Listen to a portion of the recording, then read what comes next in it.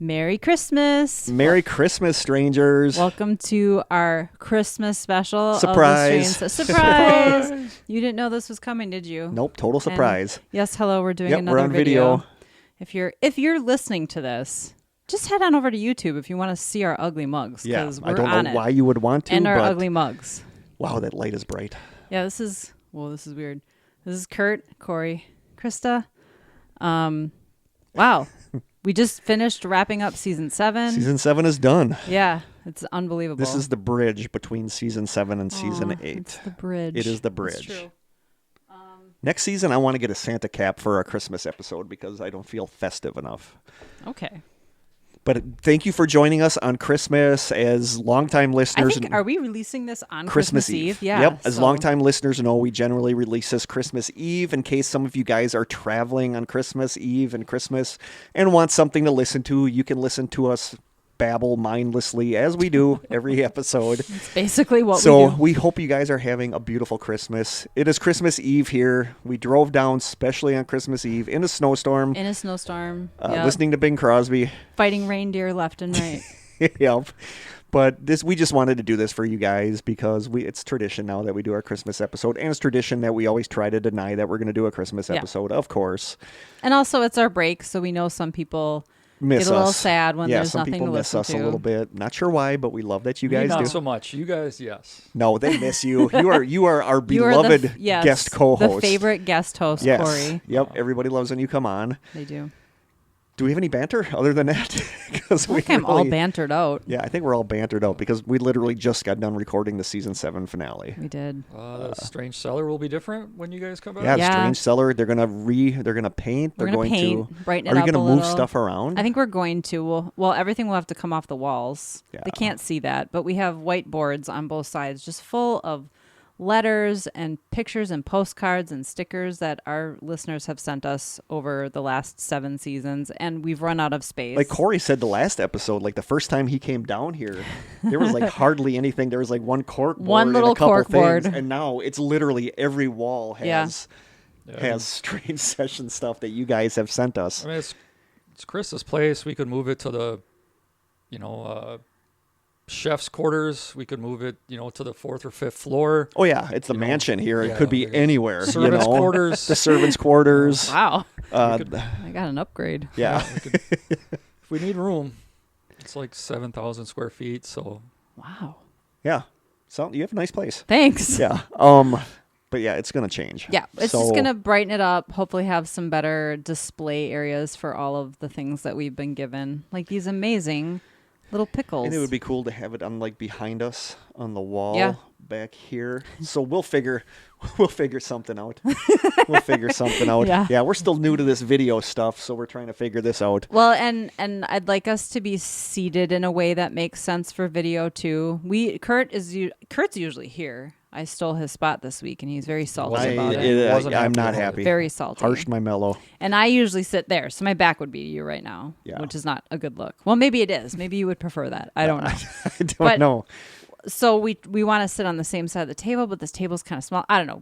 We're going to figure out a lot of stuff over the break. Well, Jim is going to help me figure this out, my husband. And I don't know. We might be changing things up a bit. I might get another camera.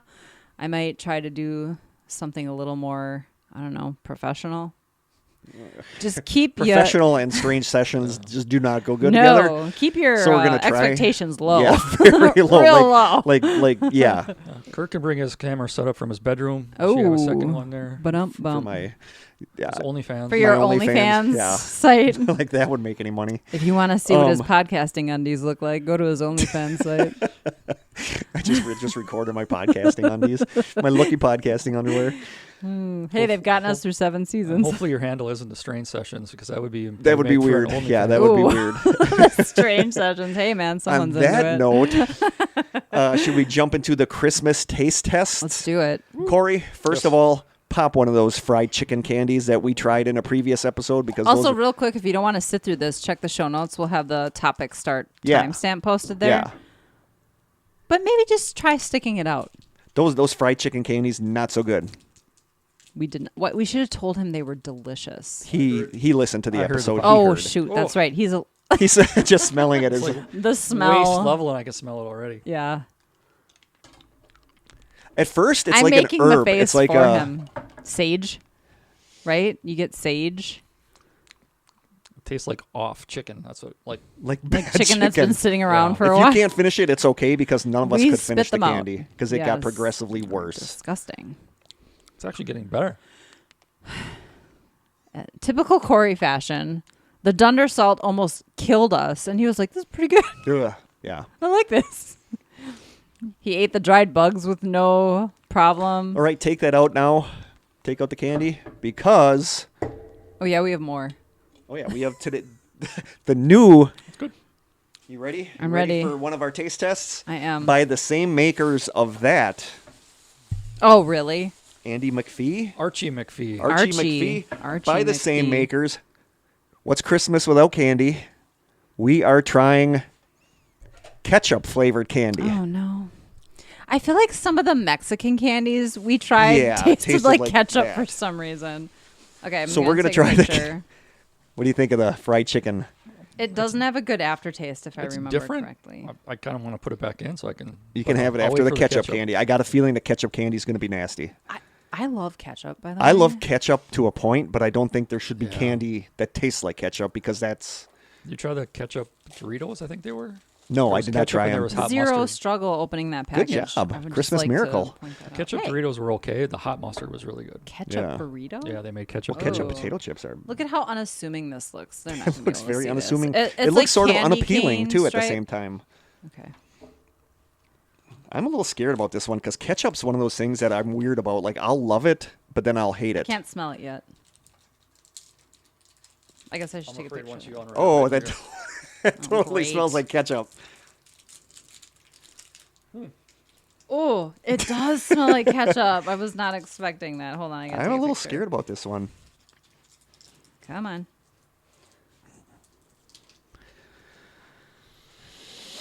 It's got a little Oh, it tang, does- a little tomato tang to it. Taste it already, kind of.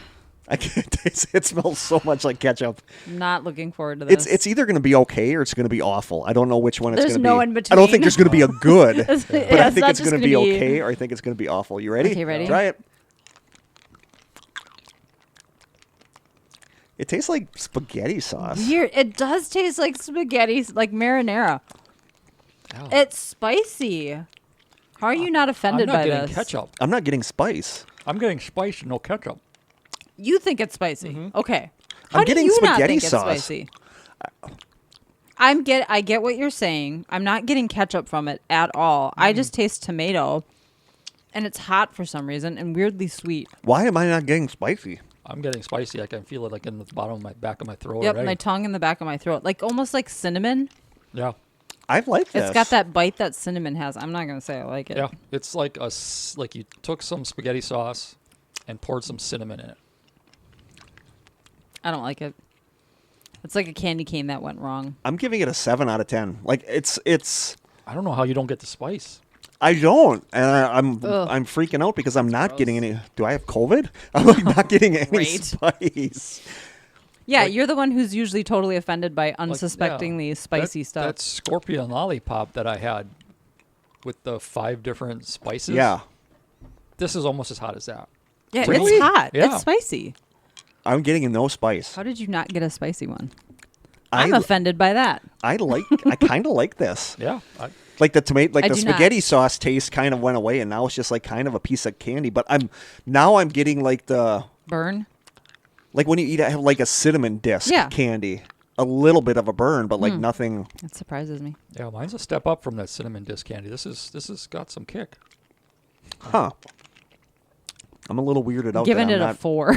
I'm giving it a 7. I don't mind this. I'm not Yeah. offended by it. I'll give it a Spice 7. wise or taste wise. Okay, I mean, I like it for Blah. the spice.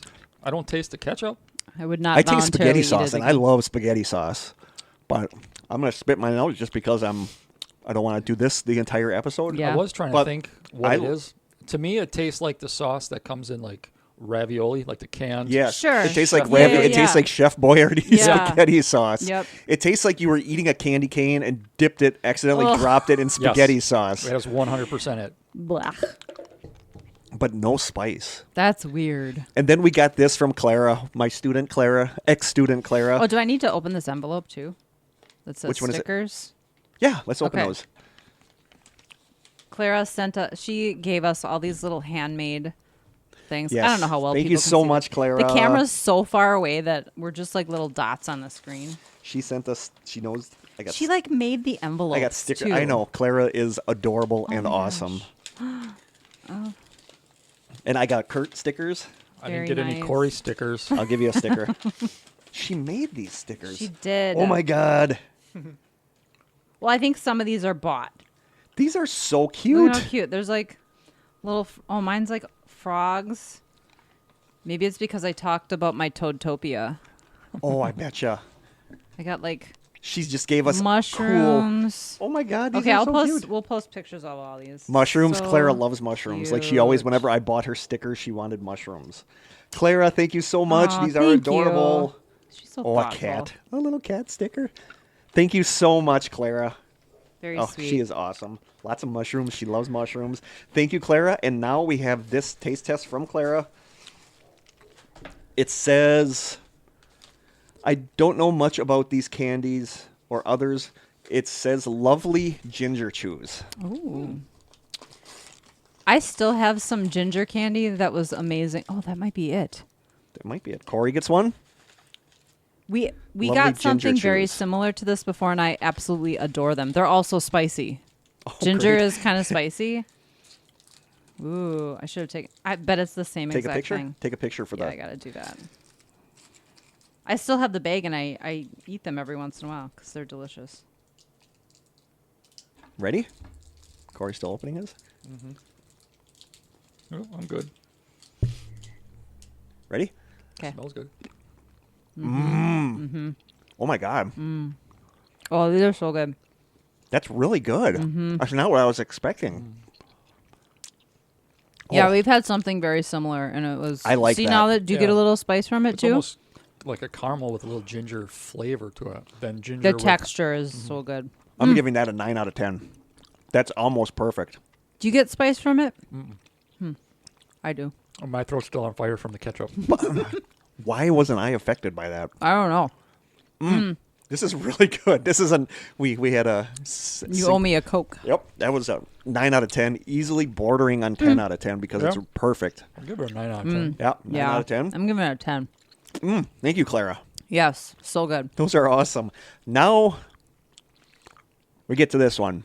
This one scares me. Is this a first? This is for a us? first. This is the first time that we are trying liquor. And I believe that was sent to us. Was it? Oh my God. Didn't it come in the big box? Yes. Was that Michaela? Oh, maybe. So many people have sent us big boxes full of stuff. Grave Robber Unholy Rye. It's a whiskey, right? Someone tell me. Oh, I just got spice from the ginger thing. Finally. I would say it to the listeners and viewers, which don't usually say that. If this podcast goes off the rails, you won't really know because of the because of the alcohol. alcohol. Maybe they should be drinking if they're going to watch this. Okay. Yeah, I believe Ooh. that was sent to us by Michaela a while ago. Okay. I'm actually.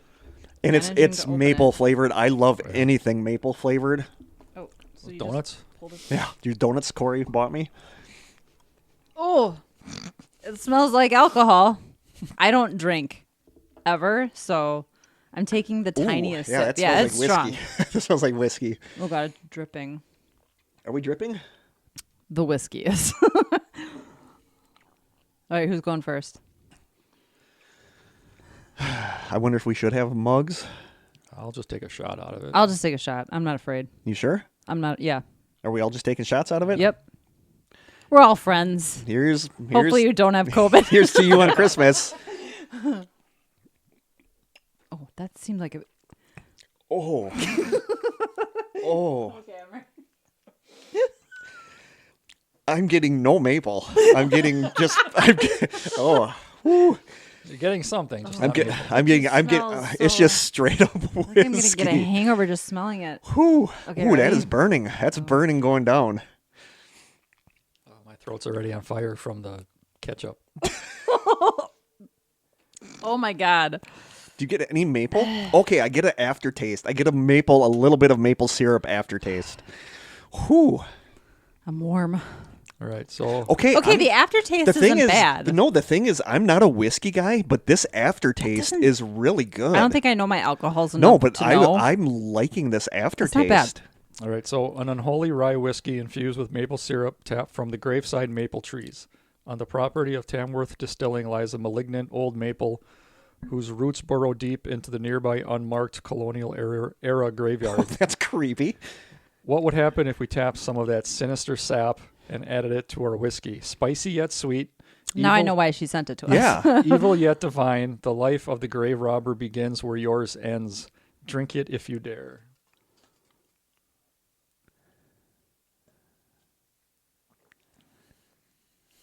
It's a whiskey. It has that like warming feeling that you get. Like I don't mind that. I think that'd be good mixed in something. The only time I I don't get get any maple maple. is at the aftertaste. I'll be honest, I still have a little ginger aftertaste in my mouth too. Yeah, the maples. Oh. I'm done. I'm not doing anymore. I want to take that home. Yeah, Yeah, you take go that ahead. home. 100%. You gonna add it to your coffee? No. Ugh. What would you mix I that tried with? whiskey and coffee. I can't. The only thing I can do in coffee is rum shada because it's like a creamer. Or It's like basically Bailey's or something. Oh, that's burning. So going what would down. you mix this with if you were making a mixed drink? Oh. Would you put this with like Coke or something? I do like a Coke vanilla. This is not bad. I mean, as far as whiskeys I've had, I'm gonna give this a 10 out of 10. Oh yeah, we have to rate it. I seriously am gonna give it a 10 out of 10 because I like the aftertaste, and I have never in my life liked the aftertaste of a whiskey before. For as infrequently as I drink, I wouldn't know what good Same. whiskey versus what like $2 Chuck Agreed. whiskey Yeah. would be. Yeah. You know, so it's good. I would never drink it by itself unless it was a shot of some nature. But I What do you give it? give it a 7 out of 10. Don't have much to compare it to, but Kurt's gonna be drunk Kurt's by the going time back this in for- episode is over. you're driving home. Kurt's driving. I'll give it a 6. I'm not an alcohol person. Definitely not a hard liquor person. But I survived it. Going back to the ketchup after the whiskey was Oh, why not would you ready. do that? Yeah, I surprisingly like that. It would be really good mixed We with. made a I'm not dent. somebody to drink whiskey on the Shouldn't say we. rocks, but it would be good mixed with something. Like I'm giving it a 9 out of 10 because it's that good.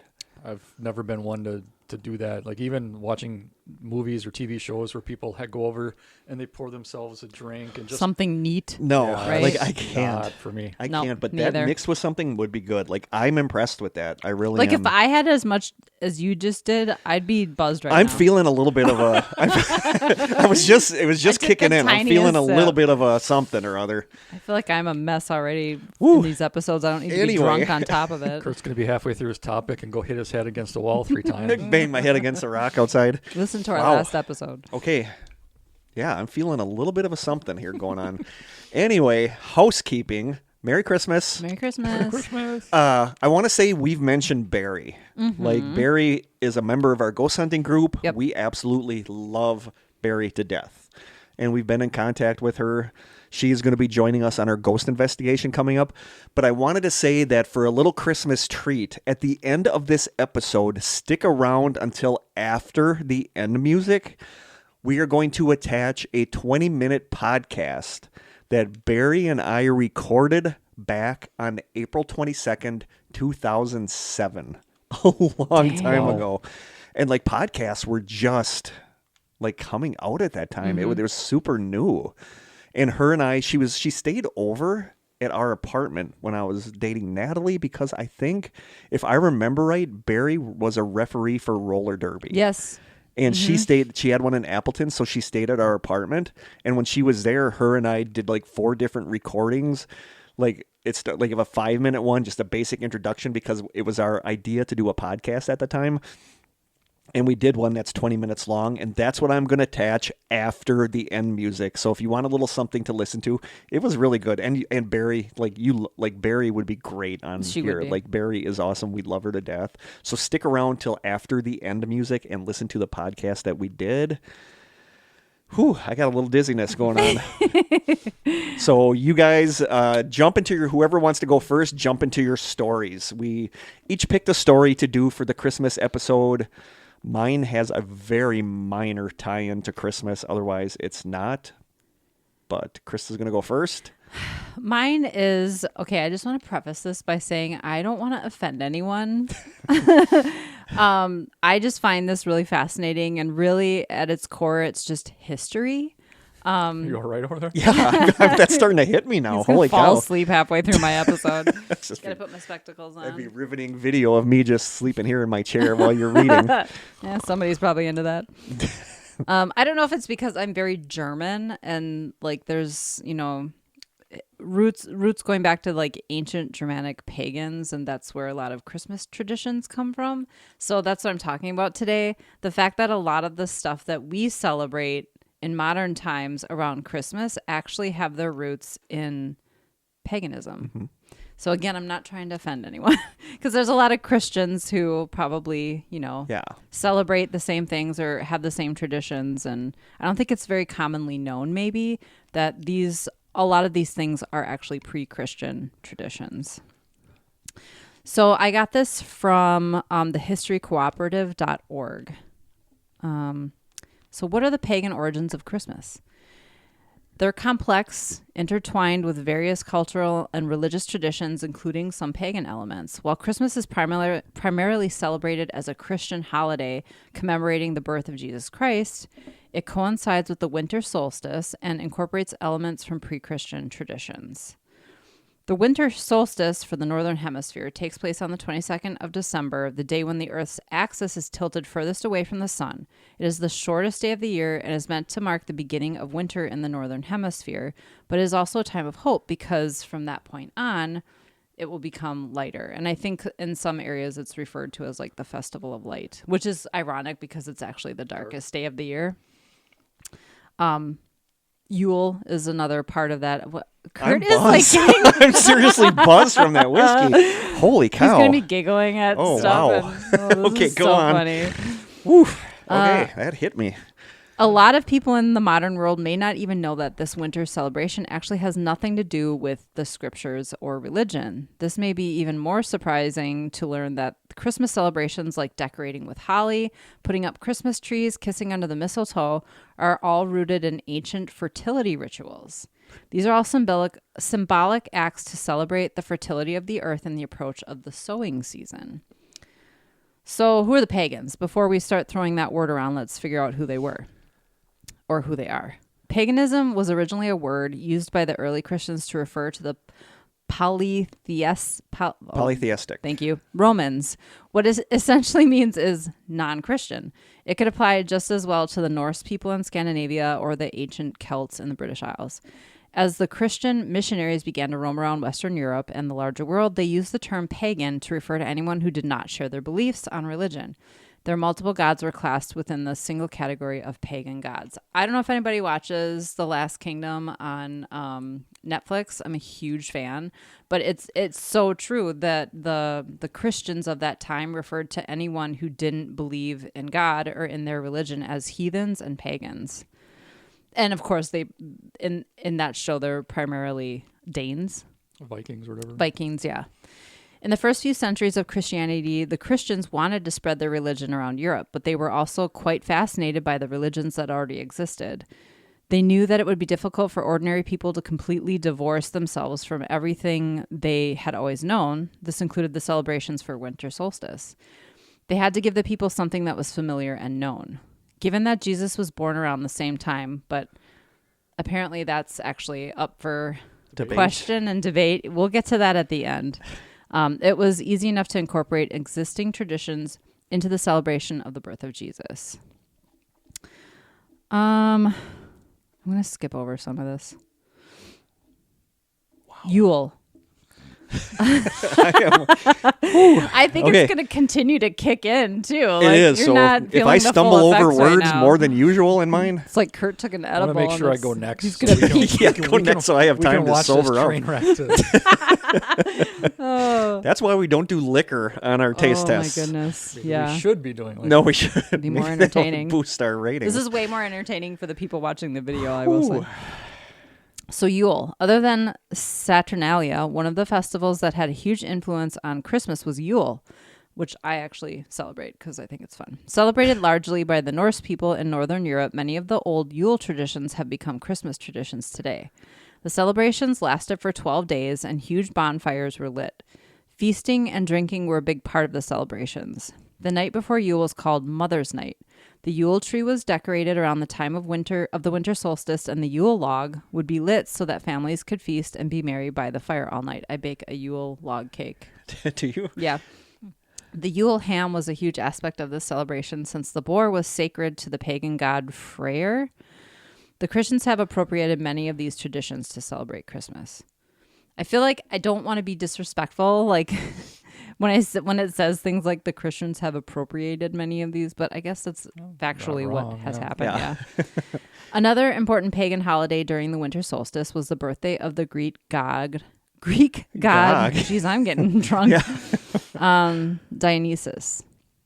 The Greek god of wine was celebrated with wild revelry, feasts, drunkenness, Yeah. and merrymaking over 12 days. We're just celebrating Yule here. His birthday was That's what we're supposed to be on the 25th of December.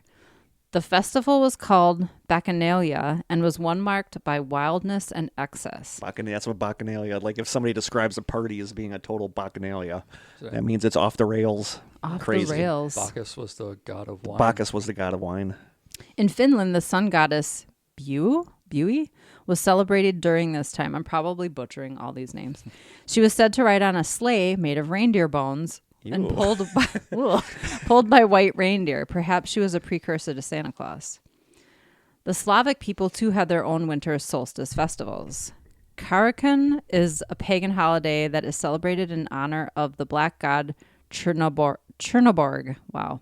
Very similar to Samhain and Halloween, this was the day when all Slavic gods associated with darkness and decay were most potent. However, the white god or the sun god is resurrected the next day and triumphs again. Ancient Slavs lit fires in cemeteries and crossroads on this day to keep their loved ones warm. Feasts were organized to honor the dead and feed them. These practices have merged with modern Christmas traditions. Many of the Christmas traditions that we celebrate today are descended from pagan traditions. This includes the practice of exchanging gifts, decorating houses and trees, door-to-door carolers, the use of holly and mistletoe, and even the kind of food that is usually prepared.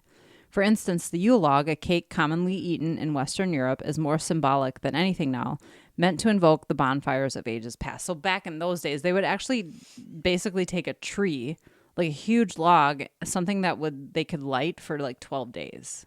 That's what it was. Big tree. Now we just make cakes.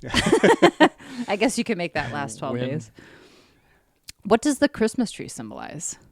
A huge part of a modern Christmas is decorating Christmas trees. I feel like everybody has a Christmas tree, right? I got the little flannel one you gave me. Oh, that's right. I gave you a flannel Christmas Yep. tree. Modern Christmas trees probably originated in Germany during the Renaissance. The lighting of candles on evergreen trees in order to celebrate Christmas is sometimes traced back to the Protestant reformer Martin Luther. However, the Christmas tree has much more ancient predecessors. The Romans used to hang small metal ornaments on trees outside their home during Saturnalia. Each ornament had some kind of association with a god or even the family's patron saint. The Roman poet Catullus, in his poem Marriage of Peleus and Thetis, spoke of the gods. Does anyone know? Nope. Spoke of the gods decorating in the comments. Somebody correct me. Spoke of the gods decorating the home of Peleus with evergreen trees like laurel and cypress. Evergreen trees and wreaths and garland made of them were significant to the Egyptians, Hebrews, and Chinese. They represented eternal life. For the early Germanic tribes, decorating trees with fruits and candles in honor of Odin was a common practice. Oh, Trees were very important. I had a student named Odin. Oh, really? Yeah. I think that's such a cool name. It is a cool name. Yeah. Trees were very important in Norse mythology because of, Yggdrasil. Yeah. The Vikings and Saxons worshipped trees. Early Germanic folktales about Saint Boniface and Donor's oak talk of how an evergreen tree grew in the place of the felled oak. The triangular shape was supposed to be reminiscent of the Trinity and an indication to look toward heaven. Thus, we can conclude that the Christmas tradition of setting up a tree is rooted in ancient pagan beliefs. What about gift giving and caroling? Does anybody even carol anymore? I feel like think Christmas so. caroling was like a older, like I feel like 50s. if you went to a mall, you could find some carolers. I know we did it. Like you carol at I somebody's house did it these as days. a I kid feel like at you'll like get nursing shot. homes. We would go and do that stuff. Yeah, It we was did the that like when I worst. was like in CCD or religion class. Yep. We'd carol at like the I was in the hospitals, church but choir. I don't feel like anybody carols because I feel like these days you'll get shot if you go on somebody's Right. property. Just do it to their Ring doorbell. That'll be good enough. Gift giving is a common practice during most festivals. These are occasions where we can show our affection for our loved ones in the form of material presents. Leaving Christmas gifts under the Christmas tree might be a very modern practice, but the very act of giving gifts to your family is as old as humans themselves. The Romans gave each other small gifts during the Saturnalia in the hopes of a bountiful harvest the next day. It was a way of wishing each other good luck. Even Christmas carols have ancient roots. The Christmas carols in themselves and their lyrics might be more modern, but the tradition is probably Anglo-Saxon. The Anglo-Saxon tradition of going door to door and singing to your neighbors was called wassailing. It came from the phrase wassail, meaning good health. Every year, these singers would roam around the village in small groups, serenading their neighbors and wishing away evil spirits and bad health. The wassailers usually carried a traditional drink with them made from mulled ale, roasted apples, spices, eggs, sugar, and curdled cream. They lost me at the curdled cream. That might be a taste test for a future Christmas Sounds like your episode. shot you were talking about. Cement mixer. St. Francis in the 13th century took inspiration from the wassailers and began the Christmas tradition of door-to-door carolers. Now we get to holly and mistletoe.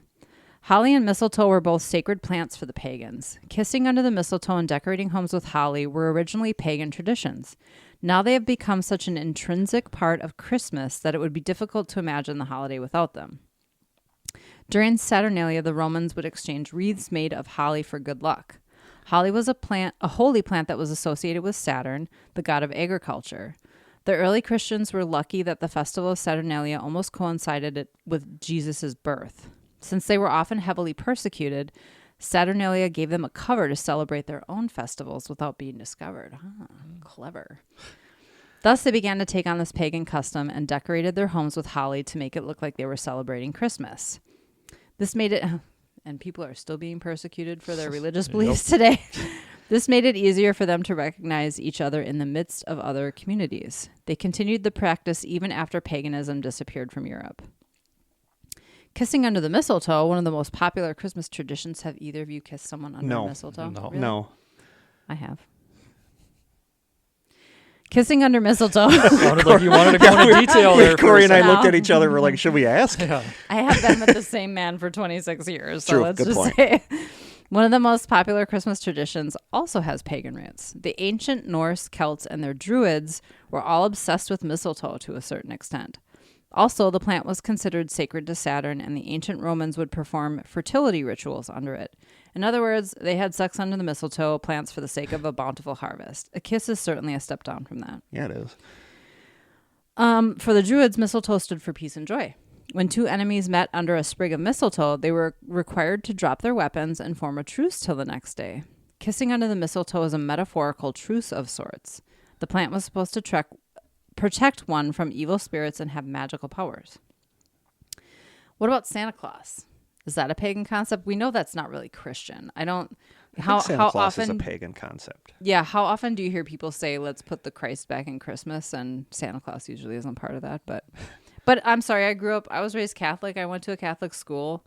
Santa was definitely part of my upbringing. So modern Christmas celebrations are incomplete without Santa Claus. Santa Claus is a bastardized version of the name St. Nicholas. Wow. It's very harsh. Very harsh. The image that we are all familiar with today was developed, shockingly enough, by Coca-Cola in the 1930s. St. Nicholas, also known as Santa Claus or Father Christmas, was the patron saint of children, prostitutes, and the poor. He lived during the... Hey, everybody needs a Goes patron together. saint. Christmas. He There's a lived- lot of controversy about whether or not Coca-Cola actually is responsible Oh, for. really? Yeah, like there's people that don't believe that Could we do a Coca-Cola side is session on responsible. that? That might be a side session. That actually might be a side session coming up. St. Nicholas lived during the 4th century and was well known for giving small gifts to children and the poor. A generous bishop, he had a long beard and wore a large cloak. However, the origins of a Santa-like figure are much older. Odin, the much-loved king of the Norse gods, was a bearded old man who was believed to leave gifts for children. He is usually depicted as an old man with a long white beard, and he had an 8-legged horse called Sleipnir. Yeah, Sleipnir. Sleipnir.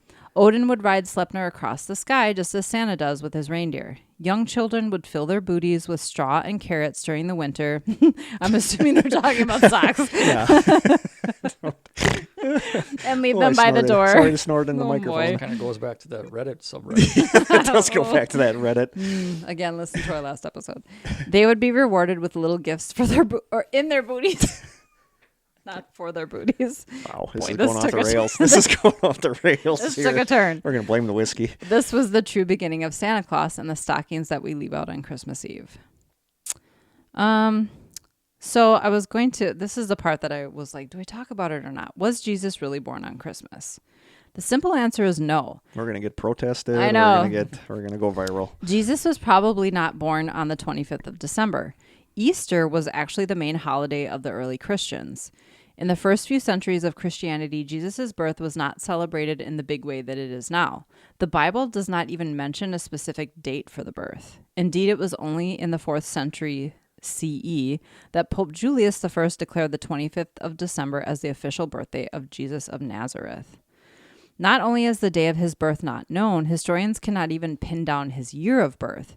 It was most probably between 6 BCE and 4 BCE, the year in which King Herod died. Some scholars have challenged the winter birth in the first place, arguing that shepherds would not have been grazing their flocks in winter, which that makes I've a lot heard of sense. a lot that people theorize that his birthday would have been in spring. Yeah, and mid-April not- is what yeah, it says. and not so much Which Christ- coincides with Easter. Yeah, totally. That makes sense. Yeah. So it's really more of the 25th of December is really more of a symbolic date chosen for completely different reasons. So when was it first celebrated? Christmas. The church decided to celebrate Christmas at the same time as the winter solstice to increase the chances of it being embraced by the masses. That's interesting. So that goes back to them wanting to incorporate something familiar from the people they were trying to bring over to their religion.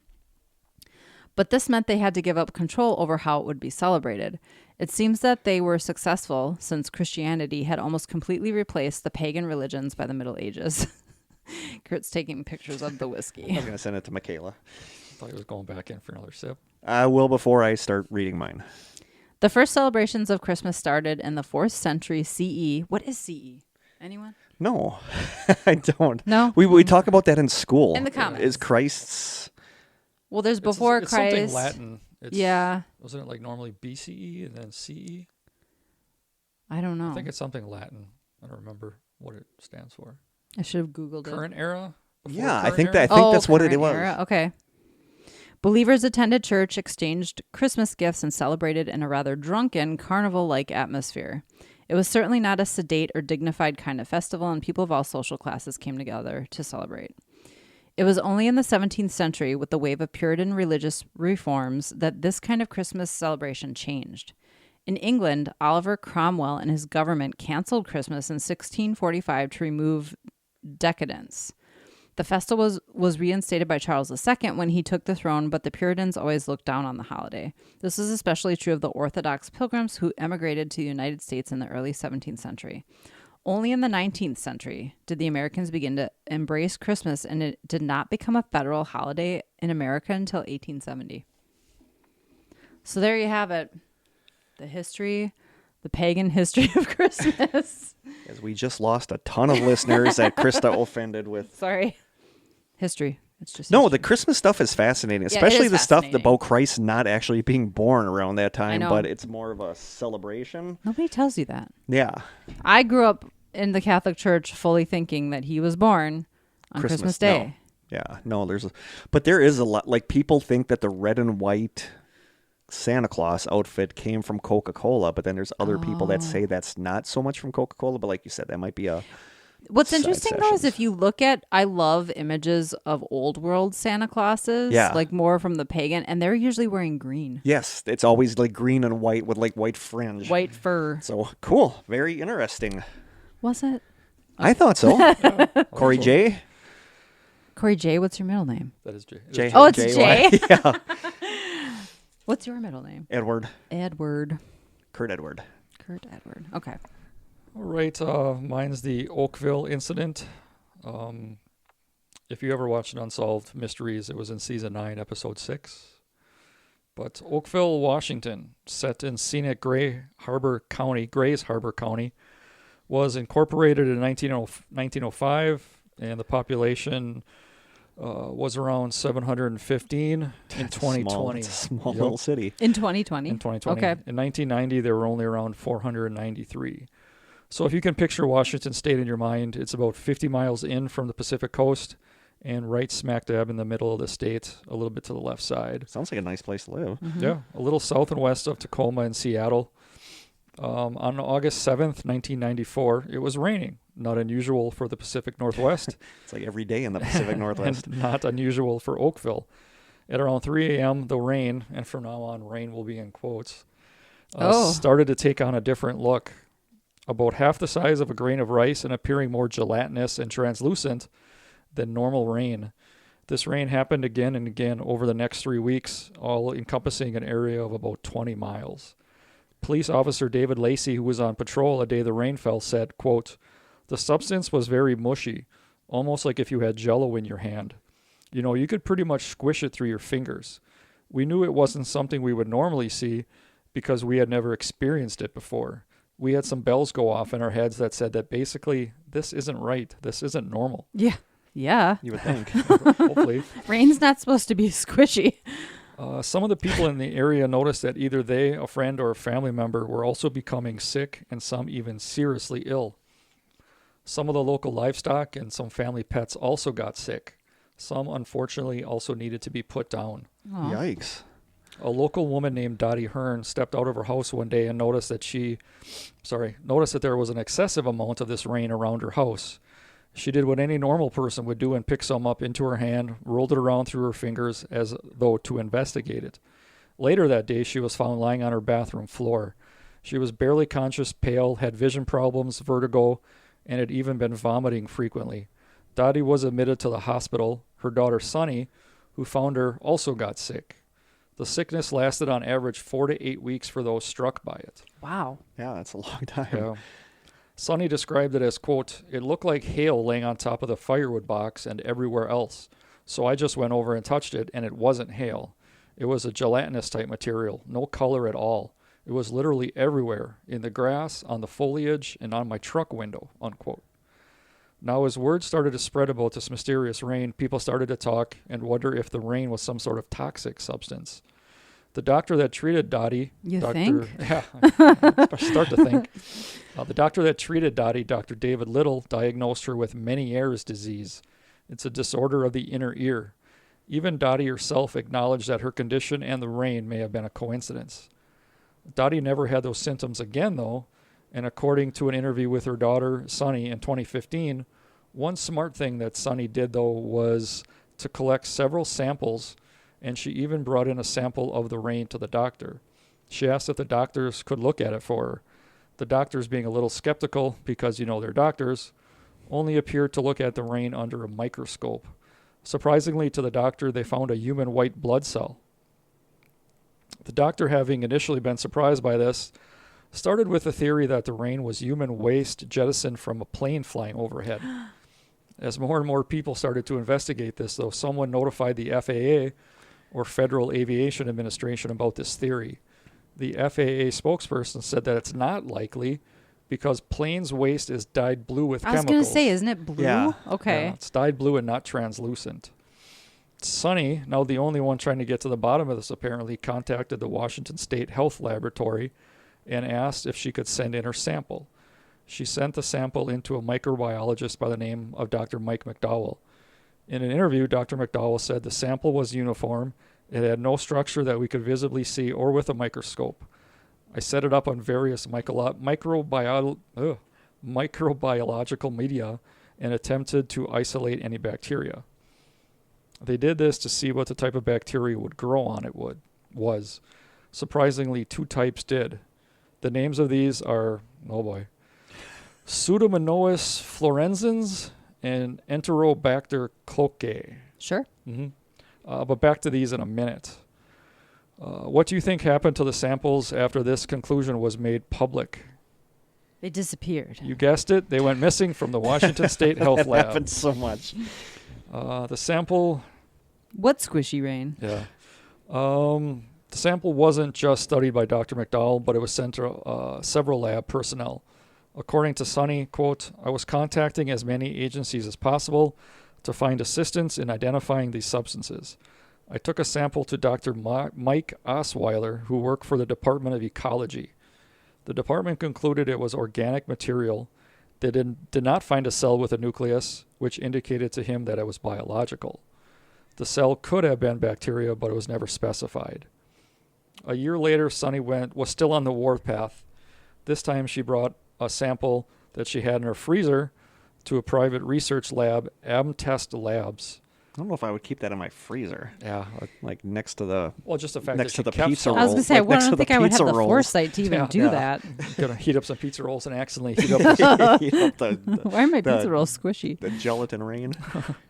At Amtest Labs, microbiologist Tim Davis studied the sample. He thought he saw the remains of a cell containing a nucleus. To this day, even with all the testing done, all the people who got sick, we have no definitive answer as to what it was.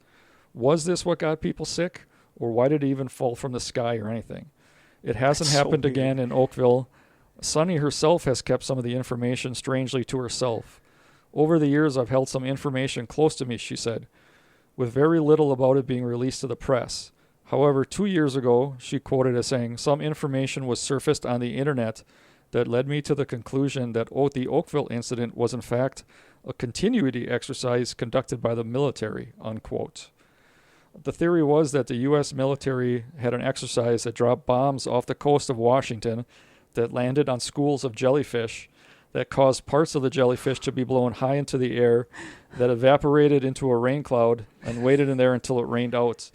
That sounds totally plausible. This was actually the most popular theory for many years. Wow. The residents of Oakville even wanted there to be an annual jellyfish festival. The only problem is that this theory is absolutely bonkers when you think about it. Bonkers, exactly the word that I was going to say. So actual theory 1. Was this some space junk, UFO-induced rain, star jelly? Star jelly, also called astromyxin. And they call it powder Z or something. Yeah, something It's like some weird like Latin name for what they like star jelly. Yeah, I can't remember what it was. I think it's either. powder Z or something like that. It's Star jelly's a thing? Yeah. Yeah. Okay. They say That was the name of my alternative band in college. Star Star Jelly.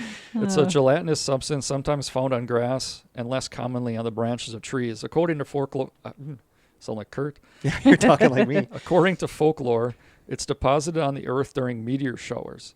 It is described as translucent or grayish-white gelatin that tends to evaporate shortly after having, quote, fallen. Explanations have ranged from it being the remains of frogs, toads, or worms, or being the fruiting bodies of a jelly fungi or masses of amoeba called slime molds. Non-biological origins proposed for instances of the star jelly have included byproducts from industrial production or waste management.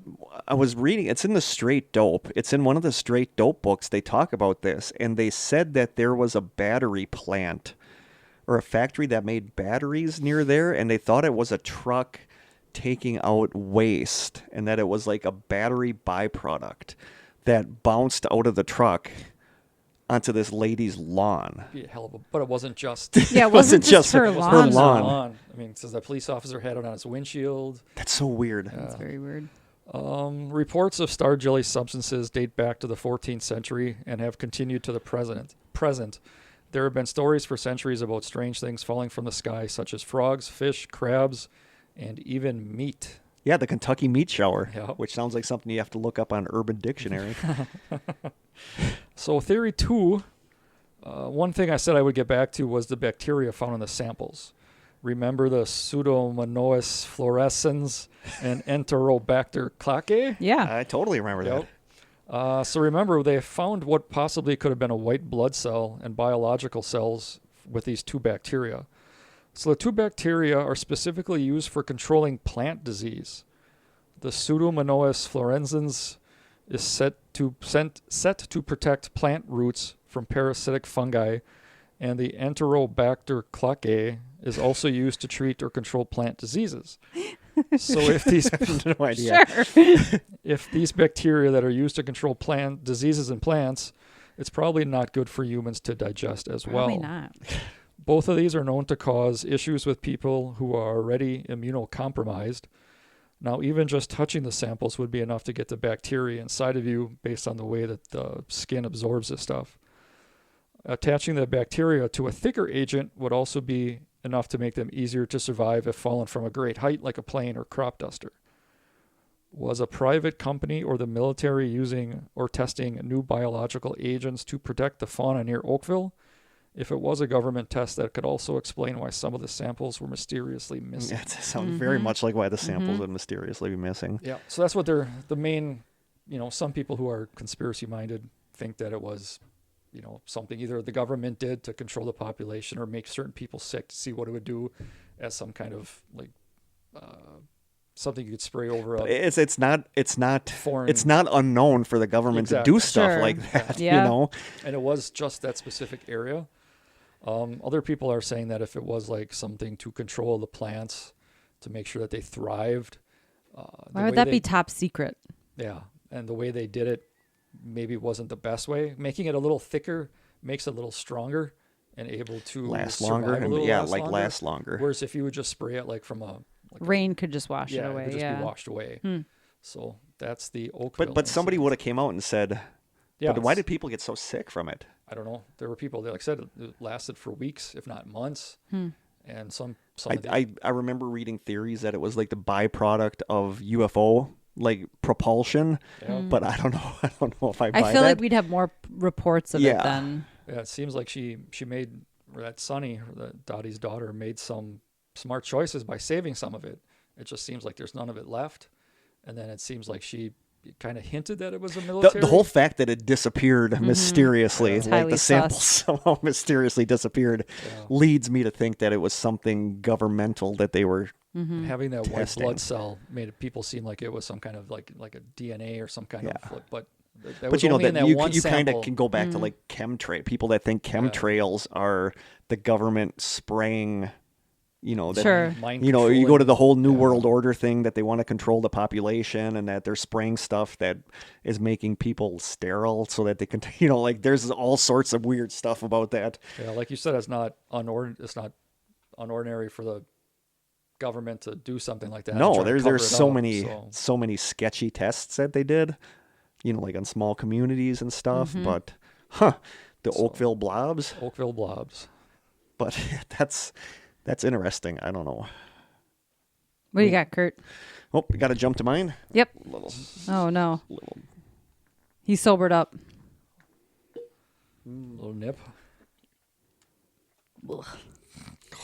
It looks so enjoyable. Well, I did searches on paranormal stuff or weird stories that happened around Christmas, and this showed up on one of them.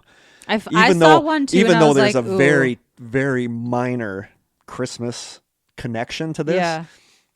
But I what's saw one funny- about spontaneous combustion, and I was Yes. like, ooh, that might be a good one. But What's it was funny really is that, short. when I went on, was searching for this, I went on Reddit, and people from my generation, somebody said, we must all have had the same ghost book because all of us remember this picture from that ghost book. I think I have a book We with said it that in there it. were a couple pictures that we all remember. It was this one.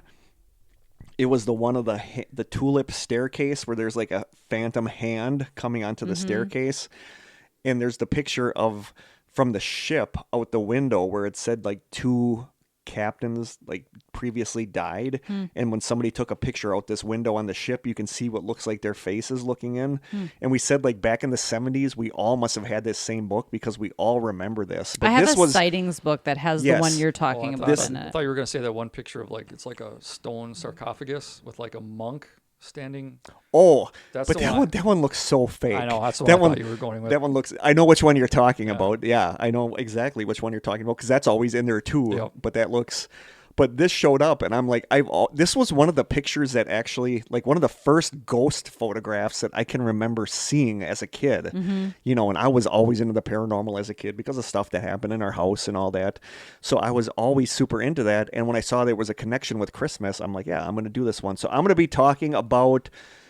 It's like a famous ghost picture. It is the Brown Lady of Raynham Hall. So I'm going to be talking a little bit about Raynham Hall. This comes from a couple different sources, mainly Wikipedia, a December 18th, 2018 article on the lineup.com called, quote, Ghost on the Staircase, the Brown Lady of Raynham Hall, an article on the littlehouseofhorrors.com website called Raynham Hall, and an article on the Countryside Books website from the UK called The Brown Lady of Raynham Hall, Norfolk. So Raynham Hall is a wow. This is Starting with a bang. Take another sip there. No more sips. No more sips. Raynham Hall is a country house in Norfolk, England. For nearly 400 years, it has been the seat of the Townsend family. 400 years. I know. That's crazy. Wow. After a false start in 1619 and the accumulation on site of a large quantity of Ketton stone in 1621, it was officially begun to be built in 1622, and by the time of Sir Roger Townsend's death in 1637, wow, no more whiskey during our taste tests. We'll decide at the end of the episode. It was substantially complete, although apparently some rooms had not been fitted out. When the architect Sir Roger Pratt saw it a few years after Townsend's death, he recalled later, quote, "Not long after it was built, I was some while in it, while it had no ornament at all. There was somewhat in it divine the symmetry of proportions of length, height, and breadth, which was indeed harmonious to the rational soul." Yikes. He talks like that anymore. Yeah. He talks like Yoda. Raynham was built in an entirely new style, abandoning tradition and following the Italian form and plan. Except for its hipped roof and Dutch gables, Raynham could easily be mistaken for a house built nearly a century later. The estate covers 7,000 acres and occupies the first 7 miles of the Wensum River. It is one of the oldest buildings in the area, and it is heavily inspired by European architecture. It has been home to the Townsend family for more than 400 years. The Hall's most famous resident was Charles Townsend, the second Viscount Townsend, who lived from 1674 to 1738. Charles was an English Whig statesman, and it's not Whig hair thing, it's WHIG, which is a political party, was an English Whig statesman. He served for a decade as Secretary of State for the Northern Department from 1714 to 1717, and again from 1721 to 1730. He directed British foreign policy in close collaboration with his brother-in-law, who was Prime Minister Robert Walpole. He was often known as, quote, Turnip Townsend because of his strong interest in farming turnips and his role in the British agricultural revolution. He was once the leader in the House of Lords. He is also said to have had a great temper. I love Turnip Townsend. In 1713... Such a burn. Such a burn. In 1713, Charles married Robert Walpole's prettiest sister. Like, no, that's like, does he have ugliest sisters? In 1713, Charles married Robert Walpole's prettiest sister, Dorothy. She was his second wife and is reputed in the gossip of the time to have been previously the mistress of Lord Thomas Wharton, a man of great charm and political ability, but also notorious for his debauched lifestyle. He was once described as someone, quote, whose character was so infamous and his lady's complacent subserviency so notorious that no young woman could be 24 hours under his roof with safety to her reputation. Dang. I want So that he on my was a- tombstone. He was a player. He was a straight up player, and apparently at some point Dorothy was his mistress. Well, she was the prettiest sister. She was the Yeah. prettiest sister.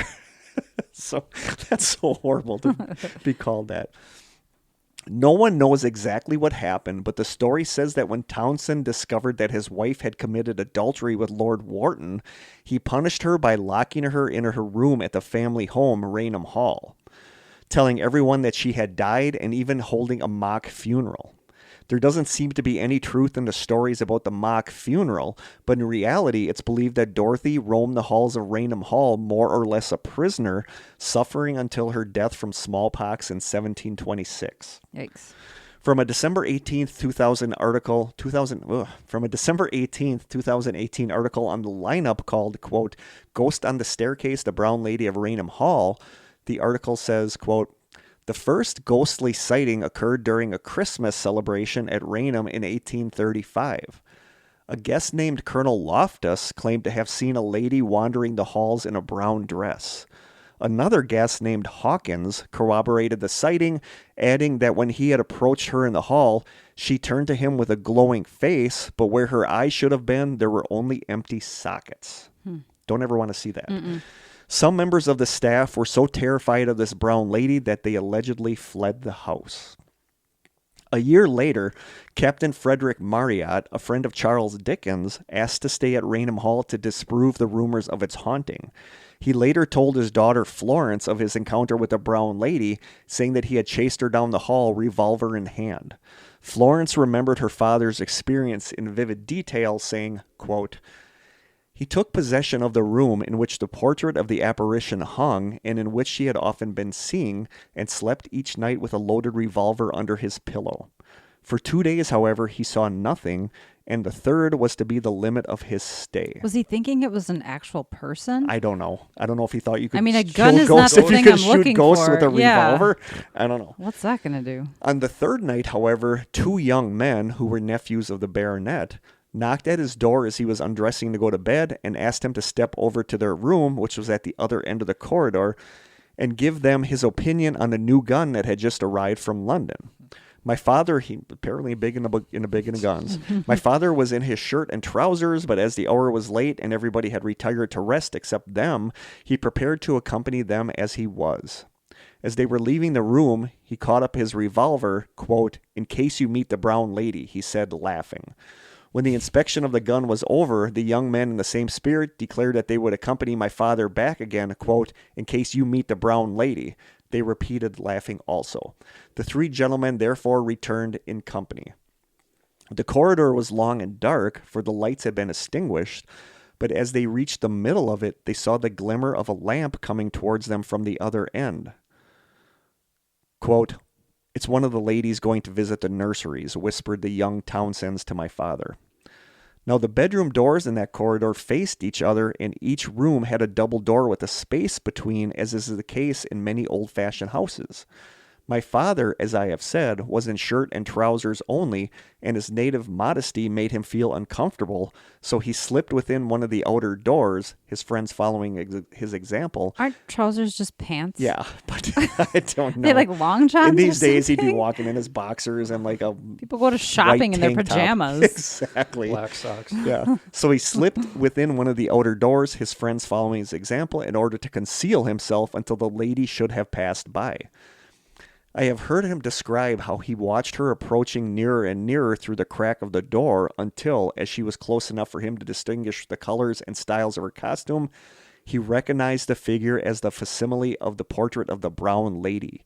He had his finger on the trigger of his revolver and was about to demand it to stop and give the reason for its presence there, when the figure halted of its own accord before the door behind which he stood, and holding the lighted lamp she carried to her features, grinned in a malicious and diabolical manner at him. This act so infuriated my father, who was anything but lamb-like in disposition, that he sprang into the corridor with a bound and discharged a revolver right in her face. Jeez. Kurt's lamb-like Okay. in disposition. I'm very lamb-like in disposition. Until he eats something spicy. Until I eat something spicy, then I get offended. The figure instantly disappeared, the figure at which for several minutes 3 men had been looking together, and the bullet passed through the outer door of the room on the opposite side of the corridor and lodged into a panel on the inner door. My father never attempted again to interfere with the brown lady of Raynham. So yeah, he shot her right in the face and Nothing. nothing. Lady Townsend later reported that the brown lady was next seen in 1926 when her son and his friend claimed to have seen the... So when was the last time she was seen? Like, what is the stretch of time we're talking about here? Like the 1800s, I think. Wow. It was a long quite time. a lengthy gap. Lady Townsend reported that the brown lady was next seen in 1926 when her son and his friend claimed to have seen the ghost on the staircase, identifying the ghostly figure with the portrait of Lady Dorothy Walpole, which then hung in the haunted room. It's also said that future King George IV stayed there and woke up to a figure of a woman standing by his bed, and he reportedly said, quote, "I will not pass another hour in this accursed house." He's not wrong. I mean, I don't blame him. The Countryside Books website says, quote, "In the 1920s, Sir Henry Birkin sat up one night hoping to encounter the brown lady, but although he waited in vain, he did not see anything but his dog showed signs of acute terror in the small hours." Other specters said to be at Raynham Hall include 2 ghostly children and a phantom cocker spaniel whose paws patter on the staircase, although he is not seen. I would love a ghost cocker spaniel. Definitely don't hear that too often. No, I would definitely love a ghost A cocker phantom spaniel. cocker spaniel. Yep. Although he is not seen, and the charming, quote, red cavalier. This is said to be the Duke of Monmouth, Charles II's ill-fated son, who once stayed at Raynham Hall with his royal father. He haunts the bedroom he once used, now known as the Monmouth Room, and people tell the story of a lovely, quote, debutante of the year who insisted on sleeping there, hoping for a visit from this notorious ghostly charmer. But despite the Duke's well-known eye for a pretty woman, she was unlucky.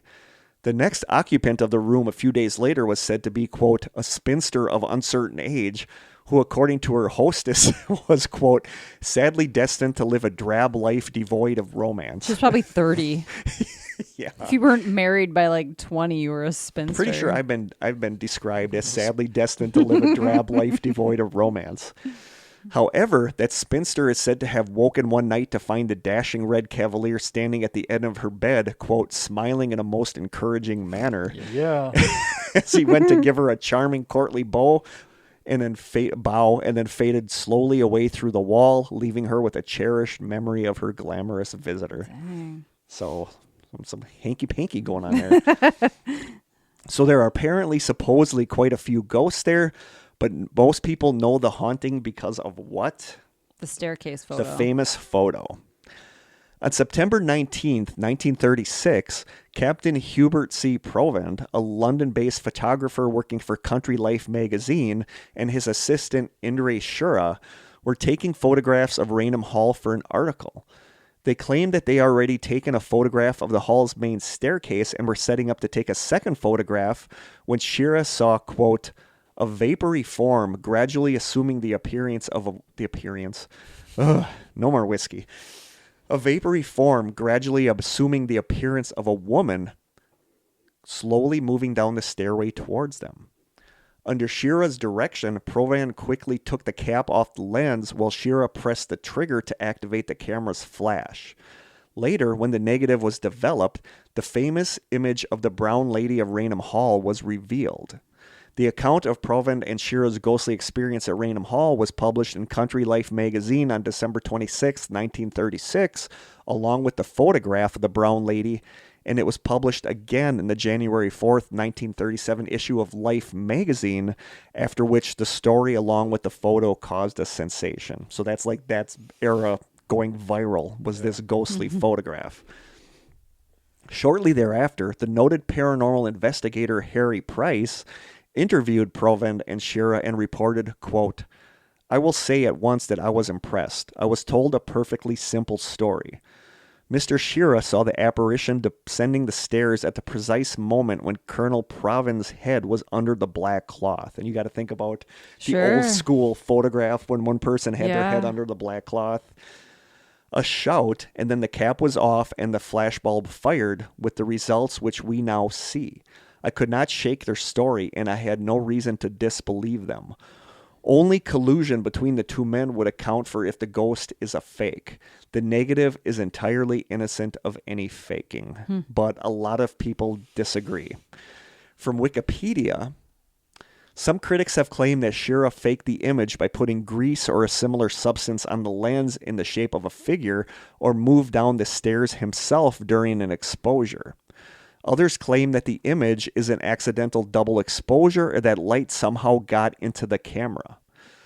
And we've actually mentioned this guy. Noted skeptic Joe Nickel has written that a detailed examination of the photograph shows evidence of a double exposure. John Fairley and Simon Welfare wrote, quote, "There is a pale line above each stair tread indicating that one picture has been superimposed over the other. A patch of reflected light at the top of the right-hand banister appears twice." I need to look at the picture you Yeah, sent me. I'm going to post. This is the teaser picture, but I'm also going to post it in the group when we release this episode. The magician John Booth wrote that the photograph could easily be duplicated by natural methods. Booth had the magician Ron Wilson cover himself in a bedsheet and descend the grand staircase at the Magic Castle in Hollywood. The faked ghostly image looked very similar to the Raynham Hall photograph. In 1937, the Society for Psychical Research concluded that the image happened because the camera had been shaken during a 6-second exposure, which may have caused light to be leaked onto the photographic plate. I feel like But now, this is the photo. before I feel go, like wait, before I go into it, and this is the one that kind of sealed the deal for me, and I can't believe that I never really noticed this before. But other critics point out that the image of the lady very closely resembles that of a standard Virgin Mary statue, as would be found in any Catholic church. Sure. The light patch covering the bottom 1/3 of the image, resembling an inverted V shape, as the outer garment above it drapes down on either side at an angle. Also, the head is covered and the hands appear to be together in prayer, and the square or rectangle pedestal on which she stands also seems clearly visible. This strongly suggests that the photo is a simple superimposition of the Madonna statue onto an empty staircase. Sure. And now that I see it, I can totally see You can't unsee it. No, I can totally see a Virgin Mary statue being. If it were color, the robe would be blue. Like I never with noticed white, it before, but it looks yeah. 100% like a Virgin Mary statue.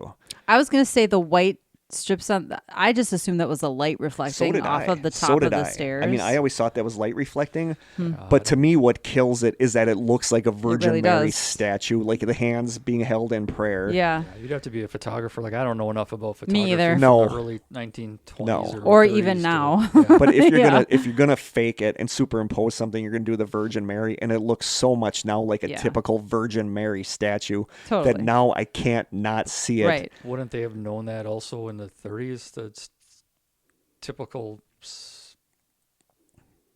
Like fakery. Well, no, it was like by looking at the photo, they would see the Virgin Mary. Like, Yeah.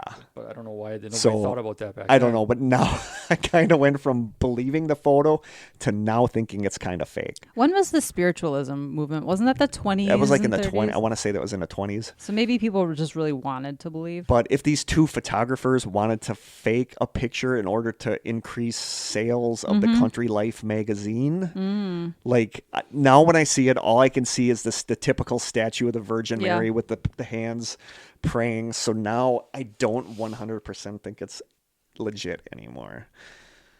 So I don't know. What do you guys think? Do you think it's a legit ghost photograph?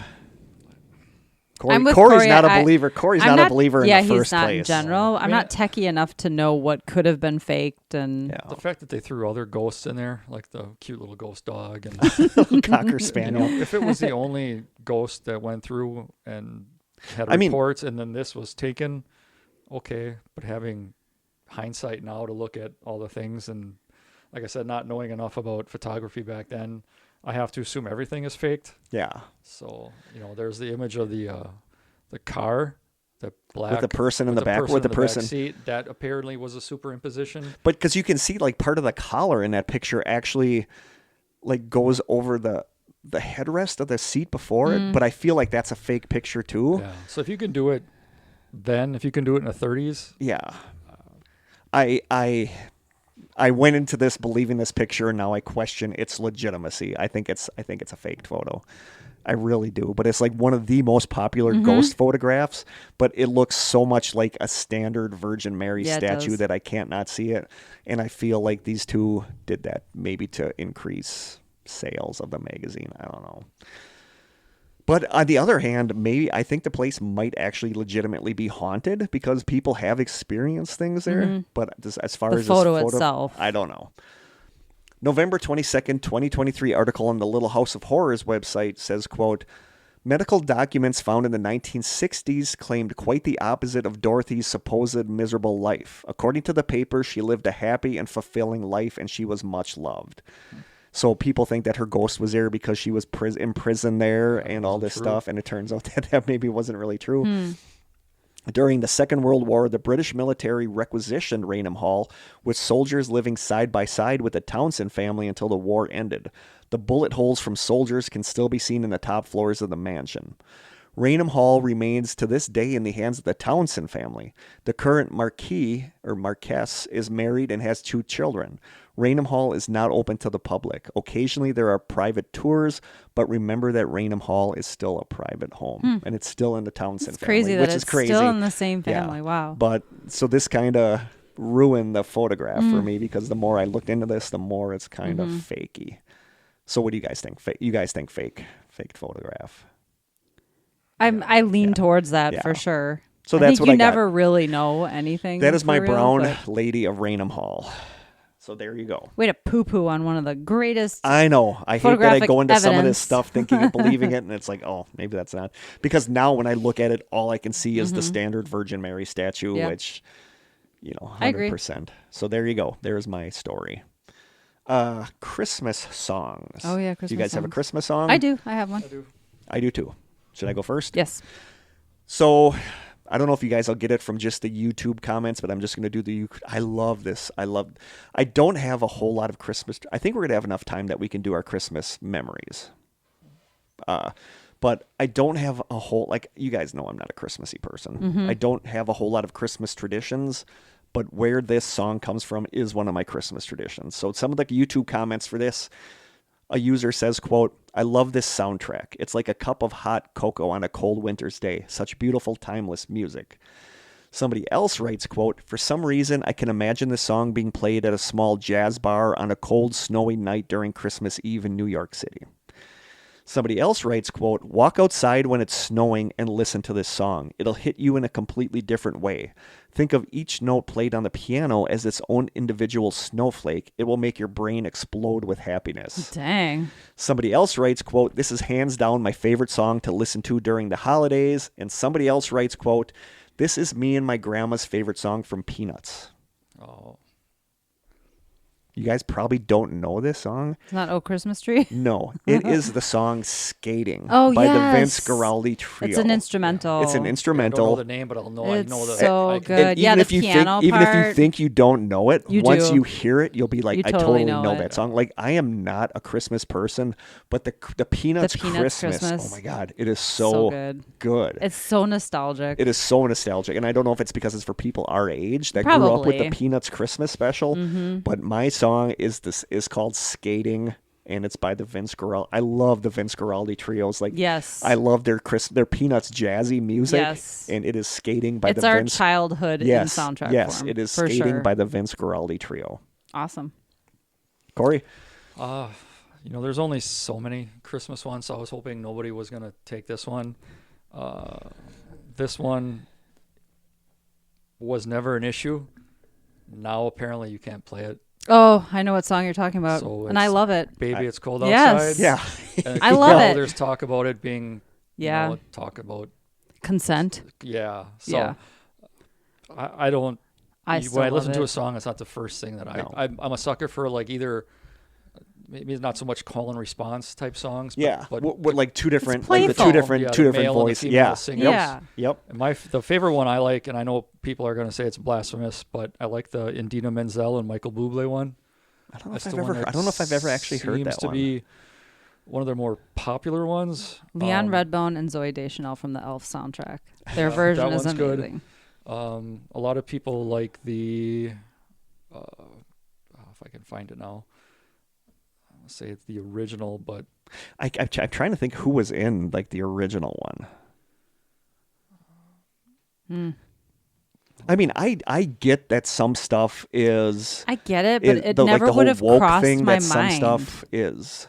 It never would have crossed my mind that that and song was I complained like, about this coming down with Corey, that there's a wrestler named Ric Flair oh yeah, that I love. Like, he's always been like a bad guy, and he just, he was recently, like, he did an interview in the middle of the ring where he said, any 18 to 20-year-old girls in the audience, meet me at my hotel room, and they're going to edit that out, and it's turned into a big thing. Yeah. And I'm like, dude, that's like his shtick. That's his gimmick. So I get some of it, but some of it is overkill. Well, it's like anybody that gets popular now, then they go back over their Twitter tweets posts and or stuff. X Even, posts. I feel like even if you go back over some of our old episodes, there's things we say that these days would be Frowned canceled. upon. frowned upon. Yeah. You know, Baby It's Cold Outside is just a classic. Yeah, it's. Yeah. I guess it's from 1944. A song written by Frank Lasser. I didn't know it was that old. I didn't know it was that old either. Yeah. Baby It's Cold Outside is an Academy Award-winning popular song written by Frank Lasser in 1944, which gained wide recognition in 1949 when it was performed in the film Neptune's Daughter. Perry Como's covered it. Tom Jones. Yep. Dean Martin and Marilyn Maxwell. But yeah, whenever it comes on, I have to listen to it. It's a good one. Perry Como was the soundtrack of my childhood Christmases. Yeah. Like, I love Perry Como. I think we've had this. Is that your choice? No, we've done this before, and I used a Perry Como Okay. song, so I'm like, okay, I won't do Perry Como this time. Mine is going to be the classic Nat King Cole Christmas song. Yeah, I Chestnuts totally get that. roasting Yeah, on I an totally open get that. fire. Yep. His voice is just like like butter. butter. Yep. I mean, I cannot hear that song without just like, you feel like you're being embraced in a warm Christmas hug. I don't know. Cool. It is quintessential Christmas music. Cool. I was thinking about doing Little Drummer Boy. I figured, I was thinking you were going to. I was going to, but a it's, hair metal band from the Parumpa 80s did a Pum version, Pum. of Little Drummer Boy, and that's Yeah. really good. You and I, that Really? was always one of Yeah. our Christmas songs. it was So our super hard to find. I'm glad for the nobody longest said time. Mariah Carey. Because we have a little time, I'm going to do the longer question. Okay. Somebody wrote, "Hey guys, with the end of the year rapidly approaching, what is one memory from this year you're going to take with you?" You even gave me a heads up, and I didn't even think about it. Do you want me to do mine? Mine is Yeah, going to be you a guys little go bit first. longer. Okay, go for it. So, this year sucked. I mean, Yeah, you've had a rough Narnia. year. Did I get teary? No, like stuff like I miss the school, I miss the Yeah. kids, I miss Narnia.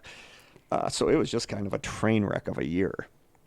But my moment, and this is, it's weird because it's like a sweet little moment. But I went to the when I worked at Washington, I went to the like my one and only band concert I went to, because they're usually at like 6:30 or 7, and you know me, you know how I roll. So I went to it, and my friend Carly that listens to the podcast, Carly and her husband Arnie were there. I think I might have told you about this. They were there, and they saw me like walking in, and they called me over to them. So I went down and sat with them, and because their son was in the band, and it was really good. They did The Office, the theme from The Office. really? And they did Sweet Caroline, I Oh, think. that's fun. So it was really good. And after 6th grade was done, Carly and Arnie left, and like their son went with them. So I stayed around to watch 7th and 8th grade.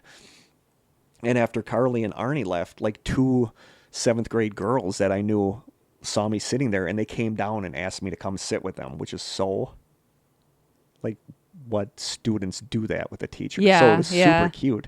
So I went and sat with the 2 girls, and then a 3rd girl, one of their friends that I knew, joined us. So the 4 of us sat there, and we watched like the rest of the band stuff. And after it was done, like I said my goodbyes to them, hugged them and stuff, and they left. And I went to say goodbye to somebody else, and I don't remember who it was, but like the 3 girls I was with, they had left. And I went to say goodbye to somebody else, and then I walked out to leave. And my car was parked out on the road.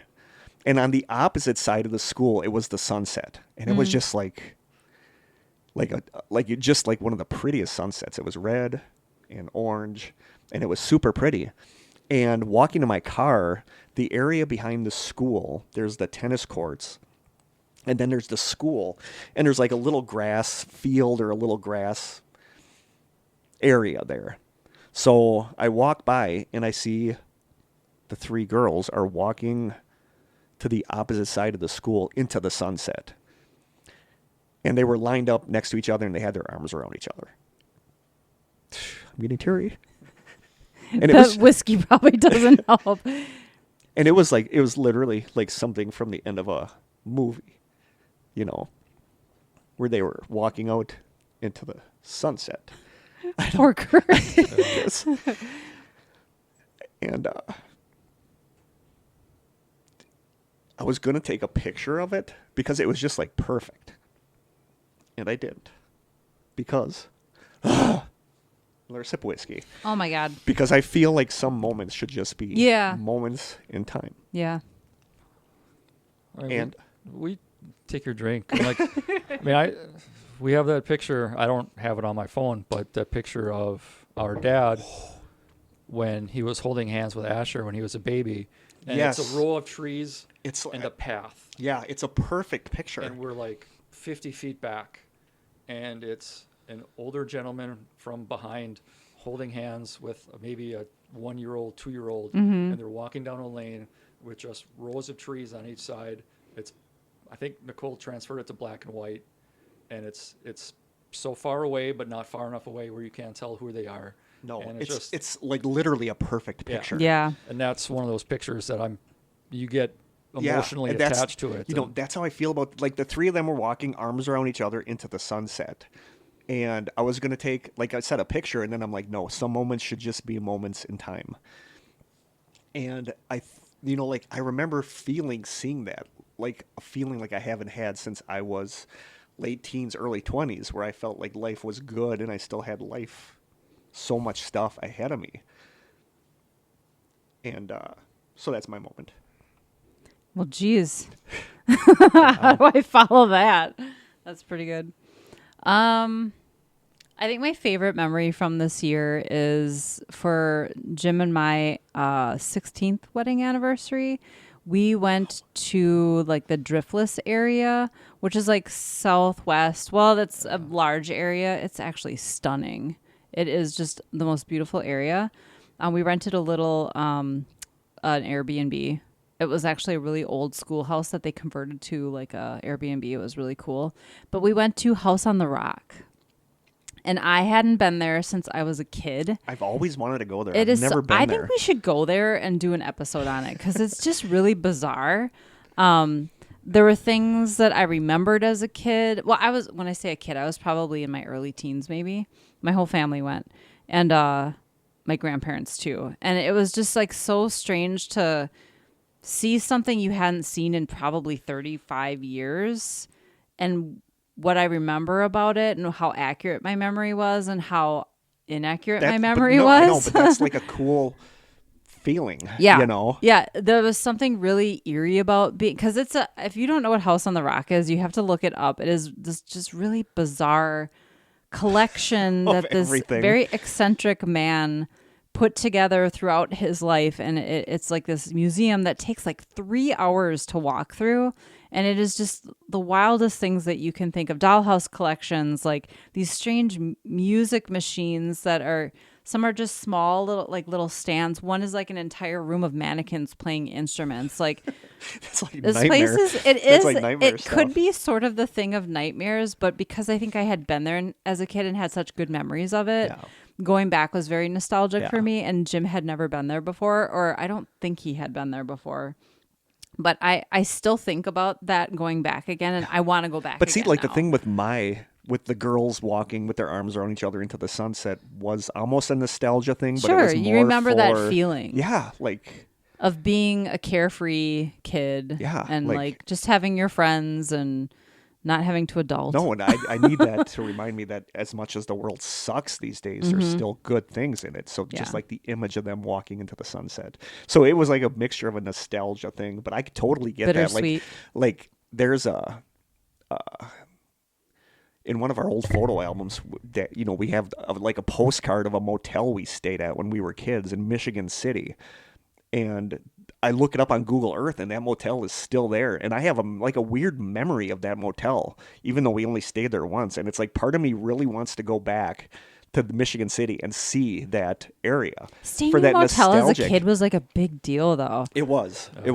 Those things stick with you. It's weird, because we went down with our dad time. to Chicago and just miscellaneous places. But I would love like the feeling of nostalgia of going back to a place that you haven't been to since you were a kid. Yeah. Is like overwhelming and both good and sad kind of at the same time, you know. We should definitely do a trip to House on the Rock. I definitely would love to just like take video that we could put in the podcast. It's really cool. Corey J?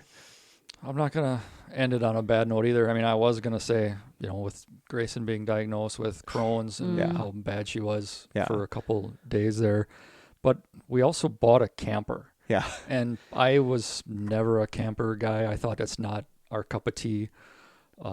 So I remember one night, it was like maybe our second time camping, and I was kind of against buying it. I was kind of against going because I didn't think we would really be a camping type of family.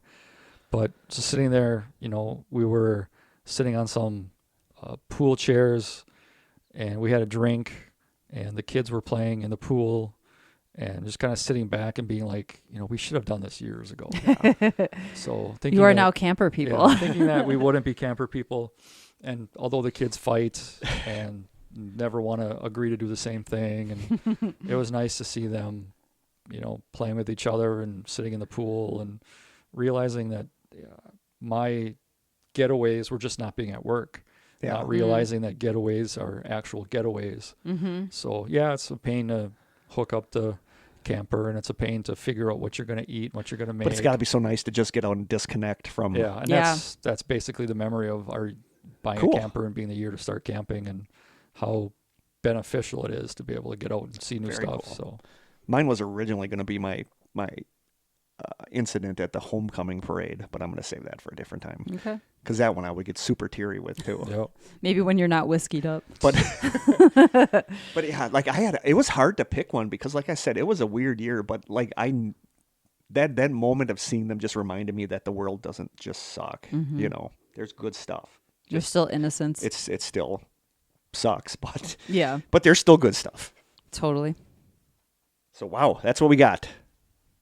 Anything else? It's not Christmas unless someone's crying. I just get teary at that stuff. Like, yeah. You're a sentimental old guy. You're not that old. Like, I miss the feeling of like when I was a teenager or early 20s, thinking that you still had life ahead of you, where now I feel like, I'm 1 foot in the grave, you know? So it just sucks. It goes by so fast. It's crazy. But that's what we got. So sorry to get all teary, but man, like, it was just like, you could not have planned that any better, and it's something that they probably don't even remember. It was just like a dumb little moment for them. Yeah, totally. But for me, it's like, God, that was just so perfect, you know, friendship and all that. So that's what we got. Any other Christmas stuff that we need to cover? I don't think so. Nothing for me. Nope. Nothing else. Do you have any fun Christmas plans? My mom is coming the night of the 14th, and I am taking the 15th off. It's a Thursday and a Friday, and we're going to do our cookies and candy that we do every year. So go driving around looking at Christmas lights, listening to Christmas music, and probably watch a Christmas movie. I watch a Mystery Science Theater episode called Santa Claus. It's like this really bad movie, but that's like really bad. That's like one of my Christmas traditions is to watch Mystery Science Theater 3000 Santa Claus. Yeah, I know we're still working out dates where we can get everybody available, but we always have a night where we either make cookies or dip pretzel rods into like chocolate and decorate them. And then we always have to watch National Lampoon's Christmas Vacation. We might watch that tonight, actually. I saw that in the theater when it came out, and really? I never thought that would have become a Christmas tradition. So good. It is. I mean, that and Die Hard, you know, like those are. I still there's haven't a lot seen of Die Hard. Yeah, you never seen Die Hard? No, Hard? I should watch that this year. Overbreak, watch it. Yeah, Overbreak. I should. Yeah, and it's Elf, and then Yes. those are the only staples that we have to watch, I think, at some point. And then then I always come over by you guys for Christmas meal, but because I'm trained on a machine at work now, even though we're shut down the week between Christmas and New Year's, I'm mandated 2 days. I got to go in. Oh, bummer. But also it's pay. So true. as long as it doesn't. Do you get paid holidays? Yes. That's good. Yeah. I think our Christmas will be butter chicken with some dumplings. Your butter chicken. Yum. It's so good. So good. So I think that's it for this Christmas episode from the Strange Sessions. Merry Christmas. I almost said side sessions from the Strange Sessions. Felt a little like a side session. Again, listen after the end music, and you will hear a 20-minute episode that Barry and I did back in 2007, which seems so long ago. Oh my God. The recorder's not the best. I recorded in my old computer room at the apartment, but it's super interesting to listen to, and you're going to hear more of Barry, I think, when we do our investigation, because she's going to be there for it. So I think that is it. Our deets, you can email us at thestrangesessions@gmail.com. We are on Twitter at strange... Oh, no, forget the Twitter. Forget that whole X thing. I got to get rid of that. We are on Instagram at The Strange Sessions. You can send postcards and snail mail to The Strange Sessions, P.O. Box 434, Manitowoc, Wisconsin, 54221-0434. You can call our lonely phone line on Christmas if you would like, 920-443-9602. And if you have a listener story, you can send it to thestrangesessionsstories@gmail.com. And I think that is it. So, I forget the camera was on. Merry Christmas, everybody. So, from Corey, thank you for joining us for this Christmas episode. Thanks for having me. Sleigh ride back home to Manitowoc now. With a drunk. Yeah, I'm not driving the sleigh. I am not driving the sleigh. So, from Corey, Krista, and I, until next time, Merry Christmas. Krista jumped in a little early. Merry Christmas and stay strange.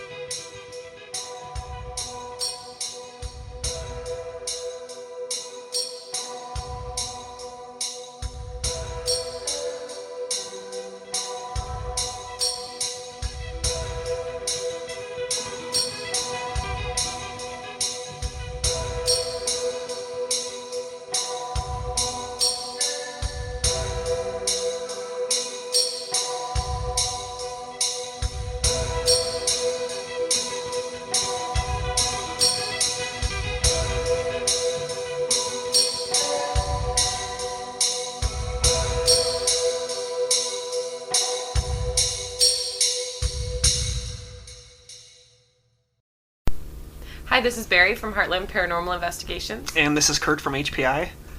And this is our attempt at a podcast. We're a paranormal investigation group based in southern Wisconsin. We've been together for about a year. About a year. Yeah. We've known each other longer than that. And I've been researching the paranormal informally for about the last 15 years. I started as an urban legend researcher and kind of a thrill seeker as a kid, and got more and more interested in it as a science, and decided to start logging my investigations and get more experience. And I've always been interested in the paranormal, mostly because of experiences I had as a child. And it's always been a fascination for me. And 2-3 years ago, I found somebody on a online message board who was looking to start a ghost hunting group in our area. And we got together, and that's that. And that's that. And that's history. And we actually met. I was working as an independent consultant with different paranormal research groups around the country, which I've done for a long time rather than have a group of my own. And we worked together on an investigation here in Wisconsin. Yeah, we had an investigation at a local area that was huge. It was made up of several buildings, and we needed more people for the investigation, so we met a couple people online and invited them along. Luckily, you were one of them. And I was one of them, and I'm here today doing a sample podcast with you. Who knew? Back when we were children. Oh, we knew. It was fated. It was. So I'm not really sure what else you want to talk about on this podcast. I don't know either. Basically, right now, we're just getting used to doing this so we don't feel stupid when we actually try to make the real podcasts. That's good. Good to know. Mm-hmm. And our group has been doing investigations for, like Barry said, about a year. Mostly residential. We had a couple businesses. A couple good findings, which we'll probably present in later future episodes of the podcast. And just so you know where we're coming from, our group has a predominantly scientific basis. Why we don't discount people's experiences from all over. We tend to focus on the actual data we can gather ourselves. So we're not a bunch of psychics or anything like that. Sorry, can't offer a lot of that input. No, but it wouldn't be a bad idea to have one. Maybe we'll have one on the show. That would be cool. Maybe it can be a call-in show. They can call us before we even start. That would be sweet. That would make our job a lot easier. It would. They could tell us what to say. Mm-hmm. We have nothing against groups that do use psychics. It's just, in our experience, we've kind of run into some undesirables. Well, and I consider myself about as psychic as a turnip. I mean, I frequently say to people that I regard brains like radios, and we're all tuned in on different frequencies. And unfortunately, I don't think I'm really tuned into the psychic channel too well. I think I am a bit to an extent, but I think it's almost more feeling vibes, getting vibes from people than actually seeing visions and stuff like that. Well, and maybe that's an important distinction to make later on, about that there are different kinds of psychics. And like, I would regard you as intuitive. I think you're highly intuitive. I've been surprised some of the instincts you have coming into cases that end up checking out in the history of the location. So it's just hard because with something like that, you can't really control it, and it just No. comes and goes as it happens, basically.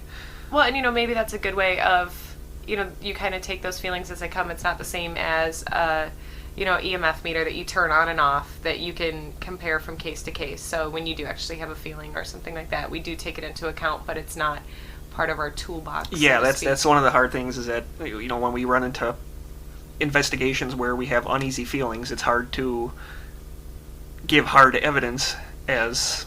Yep. You could just say I had an uneasy feeling in this area, and that's pretty much all you can do. Or we could make an uneasy feeling monitor, maybe a sliding scale, so you could, rate it. That was a 7. That was like a 7 on the monitor. No, Yeah. it's just... We use that, but we can't use that as hard evidence. And I don't know where I'm going with that. Okay. So, do you want to start over? No, I think We should just keep rapping? just keep rapping. All right. Well, let's see. As far as hard evidence goes, one of the goals I would like to accomplish with this show is to encourage everyone out there to jump in and be critical researchers, to not just tune into radio shows and take the theories that they're passing down as gospel, to not just, don't listen to us and say, well, because this team in Wisconsin kind of discounts personal experience or they don't use psychics, then that's probably how we should model our group, or that's how I'm going to model our investigation. No, that is my worst fear. I would like to encourage people out there to come up with their own theories, even if you're against the grain, even if you're an all-psychic team and you have no use for pens and pencils, If you do something that gets results for you, then by all means do it, and don't pay attention to anything somebody tells you is right or wrong. Yeah, that's really the exciting thing about the science right now. It's kind of still in its dark ages. I mean, we're eking out little bits that may or may not be true if we're understanding them correctly, and then we're building on it. So really, I mean, all we have is an understanding based on theory. If this is true, then this might also be true. But people tend to forget that you're making that initial leap. Mm-hmm. You're assuming that you understand, the basics of it, which we could be wrong. Very Completely easily. wrong. Very easily. Very easily be wrong. In fact, I'm sure we have the majority of it wrong, but so many people look to the experts, the so-called experts, and forget that, while you can have hard science experience, you can talk about environmental science, you can talk about the effects of electromagnetic fields in a home, you can talk about psychological experiences, but as far as building a paranormal science on it, we're still really eking that out. And it's really easy for people maybe who are hobby ghost hunters to have that taken away from them because they don't have all the expensive equipment, or they're not doing this, 6 cases a week. They're not on a TV show. Yeah. So it's easy to sometimes kind of discount your own knowledge. The popularity of the ghost hunting hobby right now is kind of both a blessing and a curse, where more people are aware of it, but then there's also the shows give some false ideas as to what it all entails. So it's kind of both a good thing and a bad thing. I would agree. I'm so glad to have the passion out there, the hobby out there, that now, there are websites that sell ghost gear, so to speak, where once upon a time it was piecemeal through Radio Shack, through this, or, just from networking with other groups, long before we had the internets, when you had to kind of hear what different people were putting out there, or read books, case studies that were from the 70s, so you could really glean what they had used and try to take it to the next step yourself, but it wasn't, the huge information bonanza now.